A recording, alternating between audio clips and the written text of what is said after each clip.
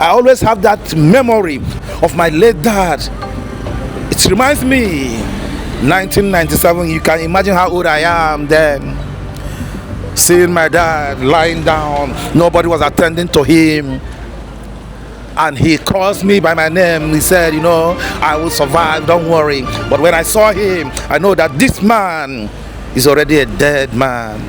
This gas was the reason why my dad is no more.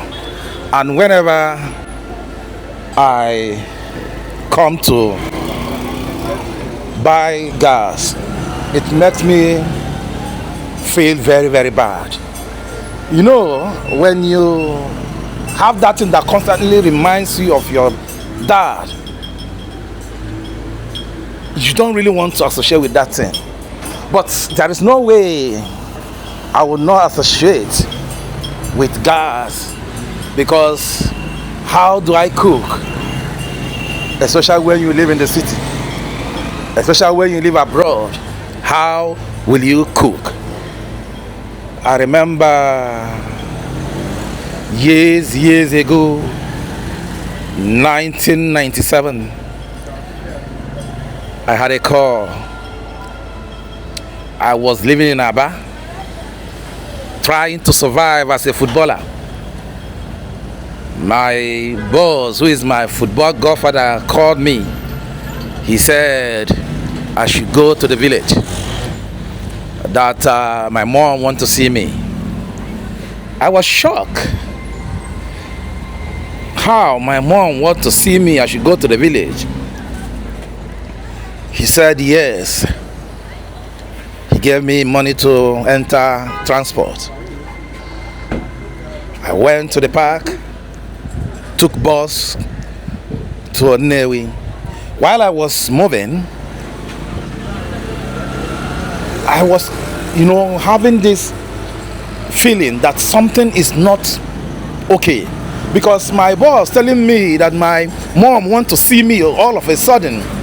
And why nobody was talking to me, everybody was looking at me that something is wrong, but none of them want to share the story.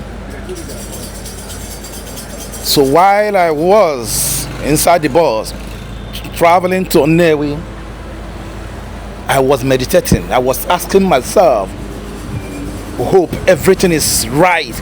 But inside me, deep inside me, I know that everything is not right. Without knowing, there is something more than what I expected. I never knew that my dad would pass away just like that. When I landed in Nnewi, I moved down to my house. I saw my mom. She wasn't happy. I asked questions, nobody said anything. The only thing they told me is my dad has an accident. I asked, they said my dad got burned where he was working. I asked more, they said that gas cylinder exploded while he's working, because my dad was in charge of that company. He's in charge of the gas section.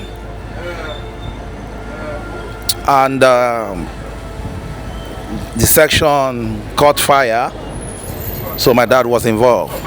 I said, okay, where is he right now? They said he's in Nnewi Teaching Hospital, so I have to move. I moved there.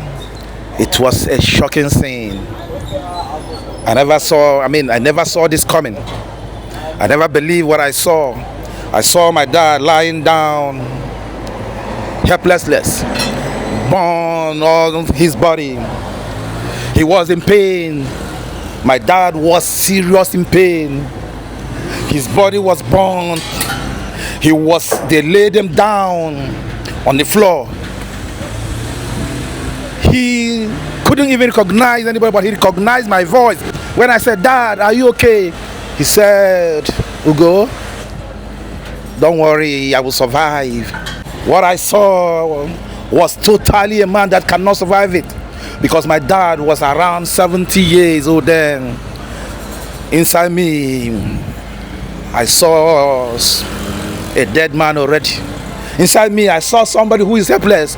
Inside me, I saw a person, a man that couldn't make it. But the worst part of it is, nobody was attending to my dad. He was lying on the floor at Nnewi Teaching Hospital. It was really a painful time. I couldn't do anything because I don't have money. My people could not do anything because we don't have money. We rely only on God. He was later transferred to UNTH Enugu. Unfortunately for us, my dad died. That is the worst painful death. That's why anytime I see gas, you guys can see my gas finished and I have to come and fill it up. Anytime I come over to fill my gas, I always have that fear. I always have that memory of my late dad. It reminds me 1997. You can imagine how old I am then.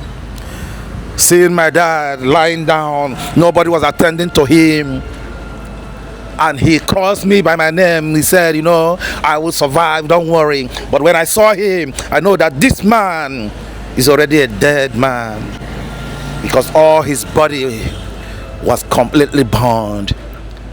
I could imagine what he's feeling inside. He was trying not to cry. Or he was saying that his body was hot. I couldn't stand it. I left.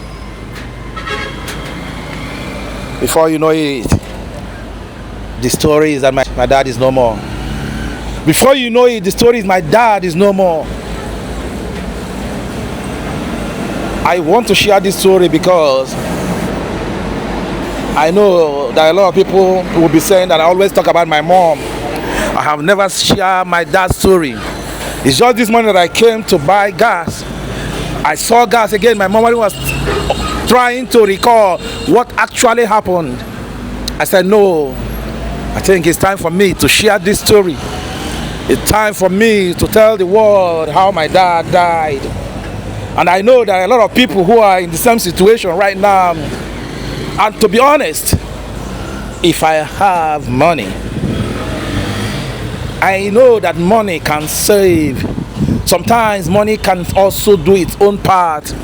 That's why when you live abroad, when things happen, people say in abroad, you know, when you call, like I have to put it in this way, I will say that if my dad had that accident in abroad, possibility of him living, the chance of him living might be there. His chance of surviving that is almost at least 50-60%. I understand that. And that's why a lot of people say, pray that Nigeria does not happen to you. I understand that part. But the truth is also, if you don't have it, you don't have it. If you don't have it, you don't have it. No matter where you are, just pray that you are not at the wrong place at the wrong time. Because if you find yourself at the wrong place at the wrong time, no matter where you are, being Nigeria, being abroad, being that place that you think that the medical system is 100%, if you find yourself in the wrong place where you are not supposed to be at the wrong time, it only can be God. So what I'm trying to say is this: I cannot afford to do without gas. Even though that it reminds me of my dad every time. But there's no way I can do without gas. There is no way. So the only thing is, everybody has to be conscious of what this thing can do. Gas is so sweet to cook with. It's so comfortable to cook with. But you have to also understand it's a very dangerous thing. You need to be very, very careful of what you are doing with gas. Make sure your children are not going closer to gas. Make sure that you yourself is not playing with gas. Because this thing, if you see where this thing explode, you will understand that this thing that you are seeing is one of the most dangerous things to toy with. I don't know what transpired I don't know what happened, but what I heard was my dad section, because he's in charge of that section. When the fire caught up, my old dad went there to see what was going on. A 70 years old man, you know, he couldn't run. He couldn't run. Not only him, there were many, but my dad did not survive it. So this story is something that I never wanted to share. That's why I never talked about my dad. But today I can proudly say I am relieved for saying it out. So as you are watching me, please, if you have children, as far as you have this in your house, not only children, you that is also using it, be very, very careful, because this thing that you guys are saying is so sweet to cook with, but very, very dangerous. This thing can ruin your life. This thing can ruin your property. This thing can change everything that you think that you have. This thing can destroy it from down to up. So all I'm saying is, be careful, guys. This story of mine, I know, will help somebody today. If you are joking with it, the moment you see the air coming out from it, report.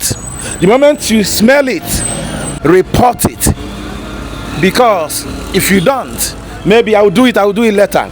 Later, you might not live to see that letter.